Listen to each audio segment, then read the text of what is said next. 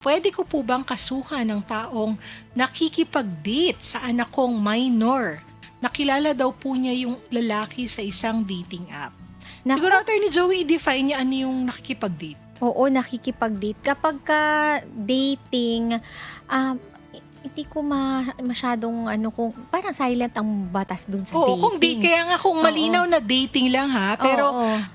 once na lumagpas dun, halimbawa, Attorney Joey, Oo. specifically, no, pag nagkaroon na ng explicit sexual acts, Yes. no, Oo. yan po, may batas na tayo na nagsasabi na Oo. hindi po yan pwede, ha? Kasi kahit na kahit pa sabihin ko may consent yung menor de edad kapag ka explicit yung sinasabi mo nga sexual acts na makokonsidera pa rin kasi yung rape kapag ka menor de edad pa Yes. po. Oo. Tsaka di ba, Attorney Joey, recently, in-increase na natin yung age of sexual consent. Ayun. Meaning kahit up until 16 years old, kahit po sabihin po ng minor de edad na pumapayag siya doon sa sexual act, basta 16 years old pababa, considered pa rin siya as rape. minor. Oo. Oo. And because, kasi nga you cannot give consent if you're a minor. So, kapag 16 years old pababa, pwede ka pa rin magkaroon ng pananagutan kahit po nag-consent o nag-agree yung minor to the sexual act. And Oo. regardless if yung perpetrator menor de edad din Yes. or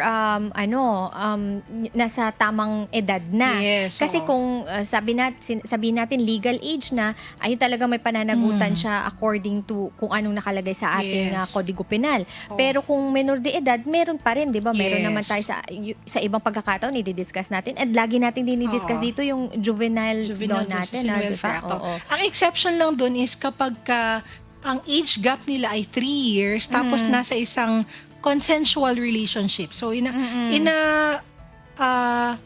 a romantic relationship, pero yung age gap dapat not more than 3 years. Oo. At Pag menor de edad sila pareho. Oo, kasi yun lang ang Oo. age gap should not be more than 3 years. Tapos nasa consensual relationship sila. Doon lang hindi magkakaroon ng pananagutan. But kapag ka below 13, yun lang below 13. So yung window is 13 to 16. Pag below 13, kahit mag-consent, kahit Statutory. oo, it's still considered as statutory rape. So Ayun. mas mabigat ang pananagutan at ang kaparusahan sa Ayun. ganoon po.